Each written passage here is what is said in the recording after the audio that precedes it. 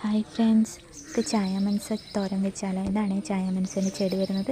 ഇത് ഇല പറിക്കാതെ നമുക്ക് ഇങ്ങനെ പൊട്ടിച്ച് കൊമ്പ് പൊട്ടിച്ച് തളിർത്ത കൊമ്പ് ഉണ്ടാവില്ലേ, അത് പൊട്ടിച്ചെടുക്കാം കേട്ടോ. ഇതിന് നല്ല കറയാണ്. കറ നല്ലോണം പോക്കിയതിന് ശേഷമാണ് തോരൻ വെക്കാൻ പാടുള്ളൂ. ഇത് ഷുഗറിനൊക്കെ നല്ലതാണെന്ന് കേട്ടിട്ടുണ്ട് കേട്ടോ.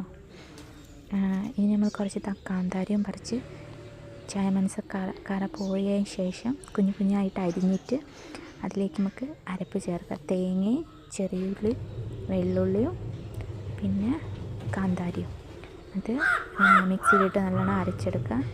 അതിന് ശേഷം ഒരു ചട്ടി വെച്ചിട്ട് അതിലേക്ക് വെളിച്ചെണ്ണ വയ്ക്കുക, കടുക് ഇട്ടുക. എന്നിട്ട് നന്നായിട്ട് ചായമൻസ അരിഞ്ഞ് വെച്ച് ചേർത്ത് മിക്സ് ചെയ്യാം. അതിന് ശേഷം നമ്മൾ തയ്യാറാക്കി അരച്ചെടുത്ത് അതിലേക്ക് ഇട്ട് കൊടുക്കാം.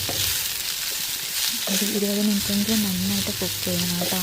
അല്ലെങ്കിൽ വരുന്ന പ്രശ്നം ഉണ്ടാകാൻ സാധ്യതയുണ്ട്, എനിക്കറിയില്ല. ഇതിന് നല്ല വേവണം എന്നാണ് പറയുന്നത് കേട്ടിട്ടുള്ളത്. കാരണം കറ ഉള്ളതുകൊണ്ട് തന്നെ നന്നായിട്ട് വേണം.